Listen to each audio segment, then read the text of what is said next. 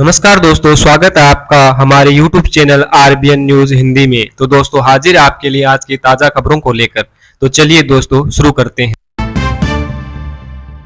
खड़गे बोले मोदी झूठों के सरदार हैं, ईडी इनकम टैक्स सीबीआई को प्रचार के लिए भेजते हैं, गहलोत का स्वभाव पानी जैसा। जी हां दोस्तों, कांग्रेस के राष्ट्रीय अध्यक्ष मल्लिकार्जुन खड़गे ने कहा कि सीएम अशोक गहलोत का स्वभाव पानी जैसा है। पानी का रंग क्या होता है? नीला मिलाओ नीला हो जाता है। गहलोत पानी की तरह सबको साथ लेकर चलने वाले नेता हैं। उन्होंने पीएम मोदी को झूठों का सरदार बताया। खड़गे दोपहर 3 बजे उमेश स्टेडियम में सीएम अशोक गहलोत के नामांकन के बाद आयोजित जनसभा को संबोधित कर रहे थे। इसमें सीएम गहलोत के साथ जिले की अन्य विधानसभा सीटों के प्रत्याशी और उनके समर्थक कांग्रेस नेता और कार्यकर्ता मौजूद रहे।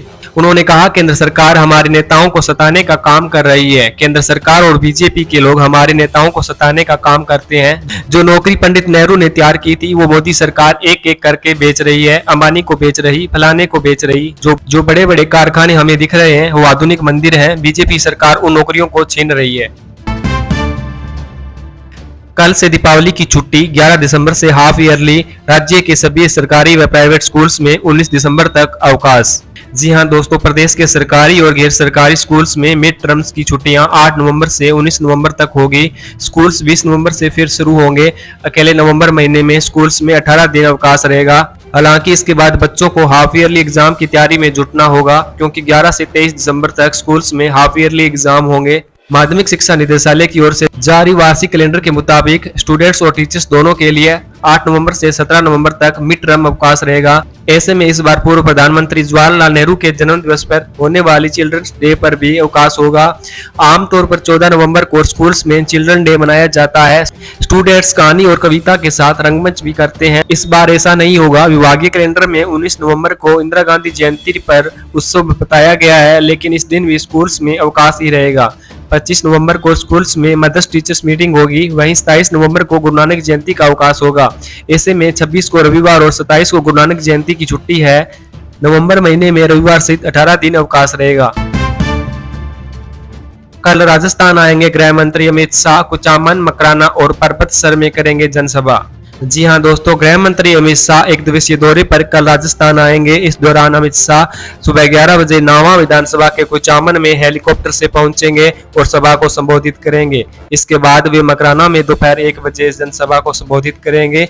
उसके बाद परबतसर के विद्याध में दोपहर 2:30 बजे एक चौपाल सभा को संबोधित करेंगे। गृह मंत्री अमित शाह 3:30 बजे परबतसर विधानसभा में एक विशाल जनसभा को संबोधित करेंगे। इस दौरान स्थानीय भाजपा पदाधिकारियों सहित विधायक प्रत्याशी मौजूद रहेंगे।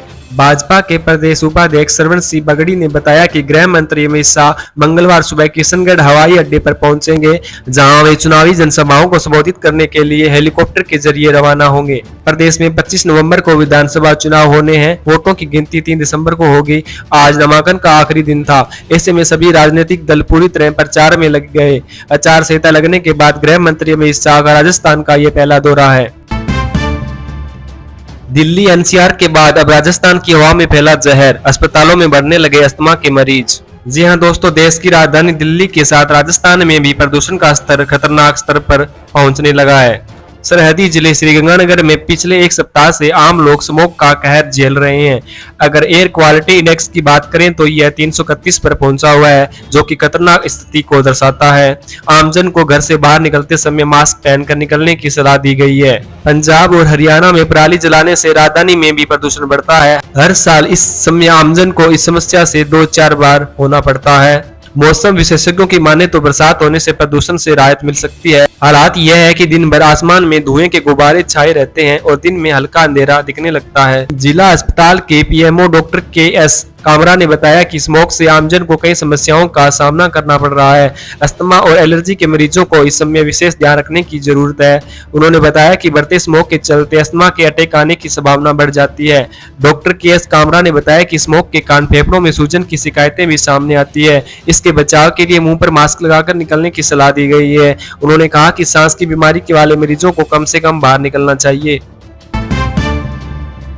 नरमा कपास की चुगाई नहीं होने से घटा सरसों का बीजान, समय पर मजदूर नहीं मिलने से किसान परेशान। जी हां दोस्तों, बीकानेर की छत्तरगढ़ तहसील क्षेत्र में कॉटन बेल्ट के नाम से विख्यात आरजेडी व संसार देसर क्षेत्र में इस वर्ष नरमा कपास की फसल ने किसानों को गुणवत्ता एवं भावों में तो धोखा दिया है, साथ ही आगामी फसल के बीजान को लेकर भी परेशानी में डाल दिया है।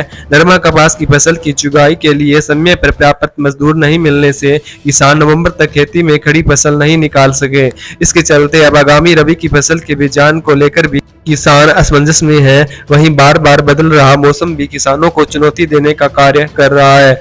इसके चलते क्षेत्र में सरसों का बीजान इस बार गत वर्ष की तुलना में कम रहने की उम्मीद है। छत्तीसगढ़ कृषि विभाग के सहायक कृषि अधिकारी ने बताया कि क्षेत्र में इंदिरा गांधी नहर की आरजेडी, रोजड़ी व पूगल माइंड क्षेत्र में सरसों का बीजान किया जाता है, लेकिन इस वर्ष नरमा कपास की फसल की चुगाई नहीं होने के कारण किसानों के खेत रबी की फसल के बीजान के लिए अब तक तैयार नहीं हुए हैं, जबकि 5 अक्टूबर से सरसों का बीजान शुरू हो जाता है। ऐसे में यह किसान अब गेहूं, जौ एवं चने की फसल का बीजान कर सकेंगे। वहीं नवंबर के दूसरे सप्ताह के बाद यदि सरसों का बीजान किया जाता है तो उत्पादन में नुकसान उठाना पड़ सकता है।